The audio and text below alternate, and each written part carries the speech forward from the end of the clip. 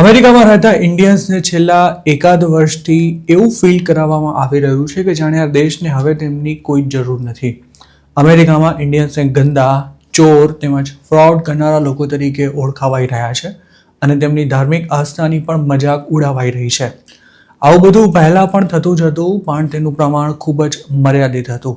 જોકે હવે social media પર જાણે ઇન્ડિયન્સને ટાર્ગેટ કરવાનો કોઈ મોકો જ છોડવામાં નથી આવતો. અમેરિકાની સરકાર પણ જાણે ઇન્ડિયન્સ માટે પોતાના દરવાજા બંધ કરી રહી હોય તેમ પોલિસીમાં થયેલા ફેરફારોને લીધે સ્ટુડન્ટ તેમજ H-1B પર ઇન્ડિયન્સનું અમેરિકા જવાનું ખૂબ જ મુશ્કેલ થઈ ગયું છે. અમેરિકામાં જો કોઈ વગદાર ઇન્ડિયન આ સ્થિતિ સામે અવાજ ઉઠાવે તો સોશિયલ મીડિયા પર લોકો તેના પર તૂટી પડે છે. જોકે આવા કોઈ ટ્રોલિંગની જરા પણ ચિંતા કર્યા વિના 65 વર્ષથી અમેરિકામાં રહેતા અને 100 જેટલા સ્ટાર્ટઅપ્સની સ્થાપના કરનારા કમલ રેખી નામના એક NRI મિલિયોનેરે અમેરિકાના ભવિષ્યને લઈને ગહન ચિંતા વ્યક્ત કરી છે. તેમણે એવી પણ વોર્નિંગ આપી છે કે ઇન્ડિયન્સ સાથેના ઓરમાયા વર્તનની અમેરિકાએ ખૂબ જ આકરી કિંમત ચૂકવવી પડશે. સેન ફ્રાન્સિસ્કો ક્રોનિકલમાં લખેલા એક આર્ટિકલમાં 80 વર્ષના આ એન્ટરપ્રેન્યોર કમ ટેકનોક્રેટે ખાસ તો છેલ્લા એકાદ વર્ષથી ઇન્ડિયન્સ સામે જે પ્રકારનો માહોલ ઊભો થયો છે તેની ખૂબ જ ગંભીર નોંધ લીધી છે. તેમનું કહેવું છે કે અમેરિકામાં જાણે હવે ઇન્ડિયન્સની કોઈ જરૂર જ ન હોય તે રીતે સરકાર વર્તી રહી છે અને તેમના પર ઇમિગ્રેશન ફ્રોડ આચરનારા તેમજ અમેરિકન્સની જોબ ચોરનારા લોકોનું ટેગ લગાવી દેવાયું છે.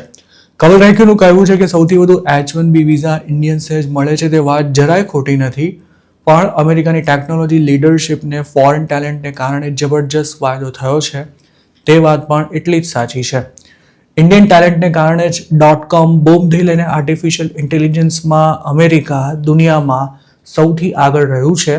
તેવામાં જો આ ટ્રેન્ડને રિવર્સ કરવામાં આવ્યો તો તેની અસર બંને દેશોને થવાની છે અને તે માત્ર ટેકનોલોજી પૂરતી મર્યાદિત ન રહી જીઓપોલિટિક્સ પર પણ જોવા મળશે તેવું પણ તેમણે લખ્યું છે.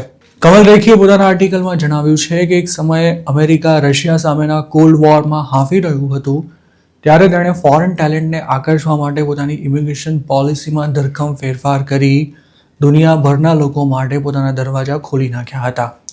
હવે અમેરિકા ચાઇના સામે કોલ્ડ વોર લડી રહ્યું છે અને જે પણ દેશ ડિજિટલ ઇન્ફ્રાસ્ટ્રક્ચરને કંટ્રોલ કરશે તેની તેમાં જીત થશે.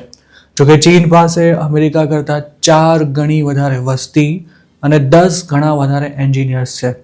જો અમેરિકાએ ઇન્ડિયાના એન્જિનિયરિંગ મેન પાવરનો પોતાની ધરતી પર તેમજ વિદેશમાં ઉપયોગ ન કર્યો તો તે ચીનને આગળ વધતું નહીં રોકી શકે.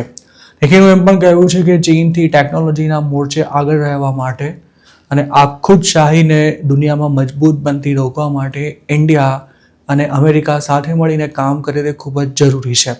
તેમણે એ વાતનો પણ સ્વીકાર કર્યો છે કે ઇન્ડિયા અને અમેરિકા વચ્ચેના સંબંધોમાં તિરાડો પડી રહી છે અને વધારે પડતી આકરી વિઝા પોલિસી, એકતરફી ટ્રેડ પોલિસી અને ઇન્ડિયન સાથે વધી રહેલો ભેદભાવ વર્ષોની ગુડવિલ પર પાણી ફેરવી રહ્યા છે.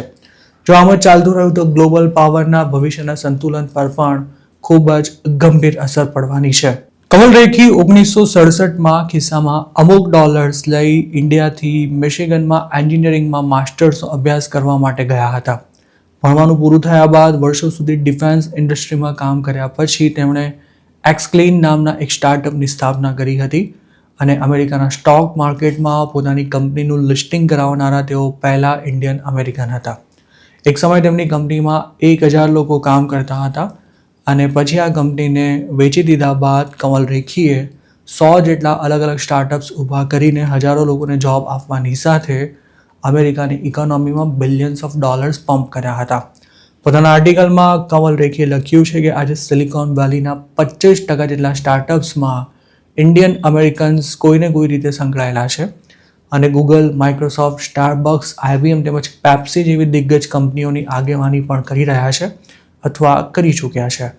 અમેરિકાની કુલ વસ્તીમાં ઇન્ડિયન્સનું પ્રમાણ ભલે માત્ર 1.6% હોય પણ દેશના 10% CEO, ડોક્ટર્સ તેમજ પ્રોફેસર્સ ઇન્ડિયન છે અને એજ્યુકેશન, ઇન્કમ તેમજ એન્ટરપ્રેન્યોરશિપમાં પણ ઇન્ડિયન્સ સૌથી આગળ છે.